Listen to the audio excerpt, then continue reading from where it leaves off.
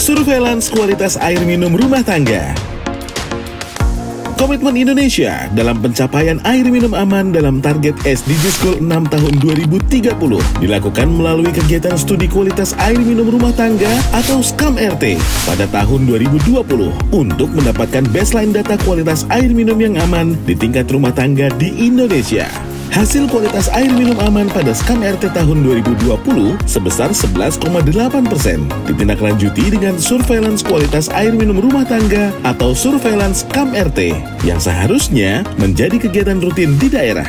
Surveillance SKAM-RT dilakukan untuk mendapatkan potret ketersediaan data kualitas air minum di kabupaten kota, serta sebagai basis data yang kemudian dilaporkan secara berjenjang kepada Provinsi dan Direktorat Penyihatan Lingkungan untuk perbaikan perencanaan dan strategi pengawasan kualitas air minum atau PKAM.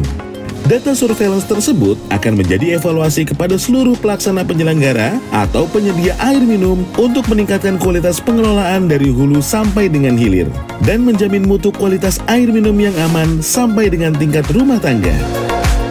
Data hasil surveillance SKAM-RT dapat menjadi dasar bagi organisasi perangkat daerah dan stakeholder dalam perencanaan, penyusunan kerangka regulasi, kebijakan, dan penganggaran operasionalisasi teknis dalam mencapai akses air minum aman sebesar 45% pada tahun 2030.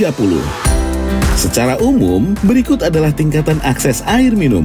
Air minum langsung dari sungai, bendungan, kolam, kanal, atau saluran irigasi. Air minum dari sumber air yang tidak terlindungi. Air minum dari sumber air yang terlindungi dengan waktu pengambilan lebih dari 30 menit. Air minum dari sumber air yang terlindungi dengan waktu pengambilan tidak lebih dari 30 menit. Air minum dari sumber air layak yang berada di dalam rumah, tersedia saat dibutuhkan, serta kualitasnya memenuhi persyaratan kualitas air minum. Pemantauan secara rutin tentang kualitas air minum aman di tingkat rumah tangga di Indonesia bertujuan untuk mengukur proporsi rumah tangga menurut tingkat risiko cemaran lingkungan terhadap sarana air minum berdasarkan penilaian Inspeksi Kesehatan Lingkungan atau IKL, mengukur proporsi rumah tangga berdasarkan akses jenis sarana air minum atau SAM, keterjangkauan, ketersediaan, dan alasan pemilihan jenis SAM, mengukur kualitas air minum tingkat rumah tangga menurut parameter fisik, kimia, dan mikrobiologi, menganalisis proporsi rumah tangga menurut perilaku pengelolaan air minum rumah tangga atau PAM-RT, menganalisis proporsi rumah tangga yang memiliki akses air minum aman.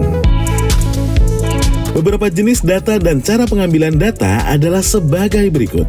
Data karakteristik rumah tangga, termasuk jenis sumber air minum, dapat diperoleh melalui wawancara atau kuesioner. Data penilaian konstruksi sumber air minum, kondisi lingkungan, dan sarana penampungan air minum rumah tangga dapat diperoleh melalui Inspeksi Kesehatan Lingkungan. Data kualitas air minum pada titik sarana dan pada titik konsumsi dapat diperoleh melalui pengujian sampel kualitas air minum. Terdapat 19 parameter wajib kualitas air minum dalam Peraturan Menteri Kesehatan Nomor 2 Tahun 2023 untuk mikrobiologi, fisik, dan kimia. Pada parameter mikrobiologi, jenis parameter yang diperiksa adalah E. coli dan total coliform. Pada parameter fisik, jenis parameter yang diperiksa adalah suhu, total dissolved solid, kekeruhan, warna, dan bau. Pada parameter kimia, parameter yang diperiksa adalah pH, nitrat terlarut, nitrit terlarut, kromium valensi 6 terlarut, besi terlarut, mangan terlarut, sisa klor terlarut, arsen terlarut, kadmium terlarut, timbal terlarut, fluoride terlarut, dan aluminium terlarut. Kadar maksimum yang diperbolehkan dari setiap jenis parameter disesuaikan dengan Peraturan Menteri Kesehatan Nomor 2 Tahun 2023 tentang pelaksanaan PP Nomor 66 Tahun 2014 tentang kesehatan lingkungan. Pastikan peralatan yang digunakan untuk menguji kualitas air minum secara fisik, kimia sudah terkalibrasi, dan peralatan untuk parameter mikrobiologi sudah disiapkan. TDS meter digunakan untuk menguji air dengan parameter fisik, pH meter dan fotometer digunakan untuk menguji parameter kimia. Sedangkan untuk menguji parameter mikrobiologi menggunakan perangkat membran filter dengan penyaringan sampel sebanyak 100 ml.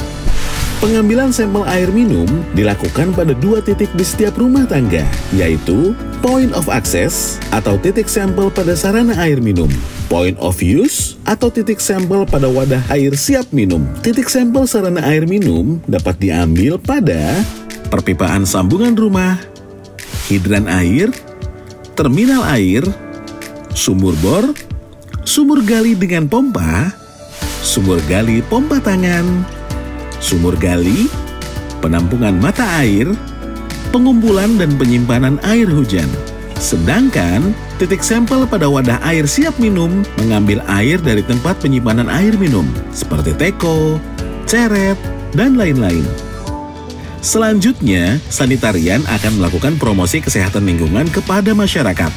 Penetapan hasil uji sampel, entry data pelaporan secara lengkap dengan menggunakan aplikasi Imonef PKAM, pengolahan dan manajemen data, analisis dan interpretasi hasil pengujian, menyusun rencana tindak lanjut, sosialisasi, dan advokasi.